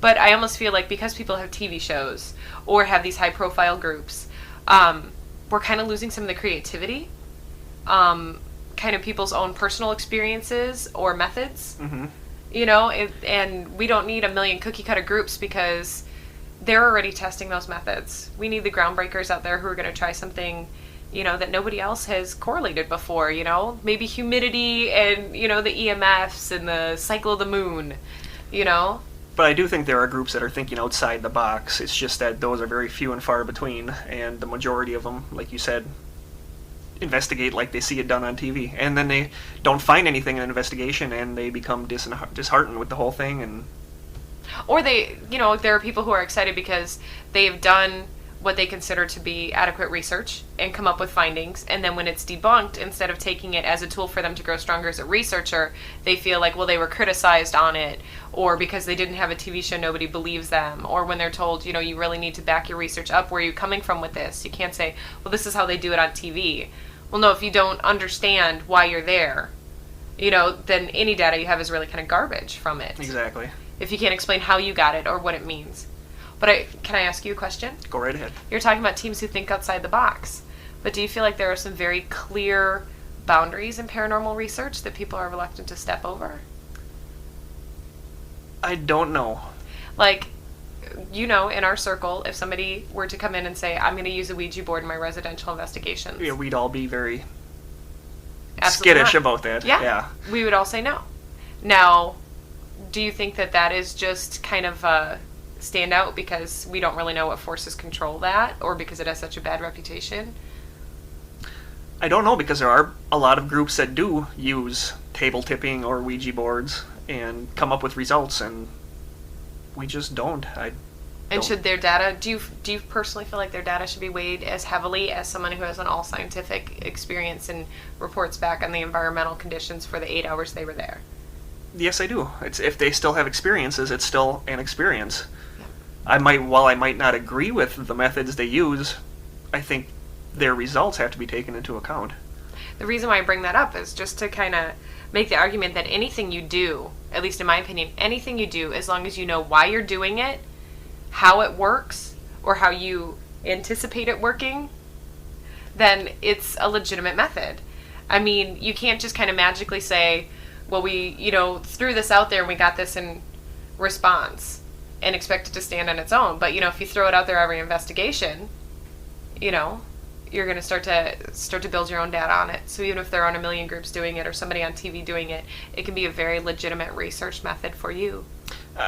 Our group might not even be any better because we don't use psychics, and sometimes we scoff at using psychics, while there are groups that use psychics and come up with very good results.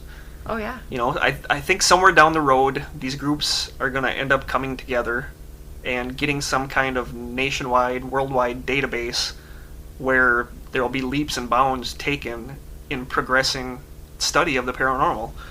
Yeah, that's what has me so excited about all the grassroots research going on right now. Easy for you to say. Easy for me to say. We could never replicate this many hours and this many variables in a lab. It couldn't happen. I mean, it wouldn't happen. They couldn't have 3 accredited research teams going around the country gathering all these things, and while these might not be watertight experiments or lab conditions, there's still very raw data being brought forward, and I think on some level they're going to have to be recognized that we can't explain everything. For every slipshod investigator you have the one investigator who has the holy grail of EVPs or the full body apparition that are so few and far between. Mm-hmm. And so that's kind of exciting to me, to have all these people out in the field, whether they're a hobby researcher or they're hoping to do this academically. We all come from different walks, but I think everybody wants to see it move out of the gray area and become a science, or at least be recognized. I think right now part of the problem is that groups are very territorial. Oh, yeah. Where I think part of the blame for that has to be put on the TV shows too, because people see the level of fame that some of these ghost hunting groups get, and they want that themselves, and they aren't willing to share that with anybody. But I think as time goes on, these groups will be more open to communicating with other paranormal research groups, and that's when the ball will really get rolling on progressing this as a valid scientific study. I thought you were just doing this podcast to get famous. I'm already famous. You're already famous in your own mind. In my own mind. Yeah, well, I think it's important to address kind of the territorial ideal. Like I said, I've been doing this for about 15 years. And I have seen fads come and go. I've seen people come and go. Burnout is really high, of people who are so excited, or they have their own personal motives to jump in. Sometimes it's thrill seeking, and about the 5th time you come home cold and sleepless and have nothing to show for it, except for maybe 5 extra pounds from whatever snack food you brought along. They burn out and they go on to the next thing, or there are the people who are disillusioned, that are searching for something, that want to hear from someone, that are hanging so much more than just curiosity on the line. Mm-hmm. But then you get kind of all the old dogs that when a new group pops up, they shake their head and they say, oh, what did these people want out of it? Why are these people getting into it? Mm-hmm. As if they were going to somehow take something away from the people who had been in it so long. Exactly. And I'm hoping that with the influx of new groups, that really goes away. Because really your choice is going to be to jump in and keep up with the science, or to just be crotchety and old and hang out and flame people on the internet. That's what I do most of the Yeah. time. Well, that's all right. You can stay warm that way. You're not out in a field with a camcorder all night or anything. Looking at dust orbs. Looking at dust orbs. Yeah, and that's, with this radio show, I really hope to bring about thought and not just rote opinion. How many times have we talked about, the orbs? Why are people so obsessed with orbs? Or, because of a certain television show that does not give any credit to orbs, suddenly they're all out with the, bathwater. Yeah, people kind of follow Yeah. what they see on TV. Yeah. And that's unfortunate. This is a science that we can't stand to do that, because we don't have any laws right now. I would hate to, in my inbox of 200 new orb pictures to send to people, throw away the one that I couldn't explain because I was rolling my eyes at orbs. Exactly. So I think it's important to keep learning, keep reassessing, keep asking yourself why you believe certain things. That's one of the things we want to do in future podcasts. We're going to be discussing certain topics like EVPs, or talking about ghost hunting myths, and we don't want to come across as being experts and saying that this is the way things should be done and this is the way things need to be done. We just want to present our thoughts. Yeah, I'm not going to give you any answers. If anything, I want to load you up with more questions. If you are a ghost hunter now, I want you to question yourself about, what do you believe? Why do you believe it? How much research have you done? Have you been bothered to pick up books? Have you been bothered to follow up on other theories, to consider what people who don't agree with you are saying?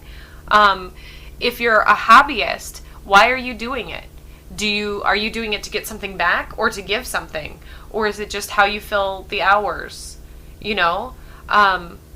Really, I think the more critical people get of themselves and of their research methods, it won't be discouraging, it'll be an encouragement. More confident in their work, more understanding of what's going on out there. Mm-hmm. It's so easy to, like us, shake your head about, an all-psychic team. Why? We can kind of take apart our own biases in that and realize that we don't have a full spectrum view. So we're going to be learning just as much from doing this as you people are. Yeah, that's kind of one of the challenges set forth is, I can't tell you how many times somebody asks me a question, and I'll start on one of my long-winded things, and the summation of it will be, but I don't really know. I just gave you all of that word, soup out there, and bottom line is, I don't know. What do you think? What do you think about it?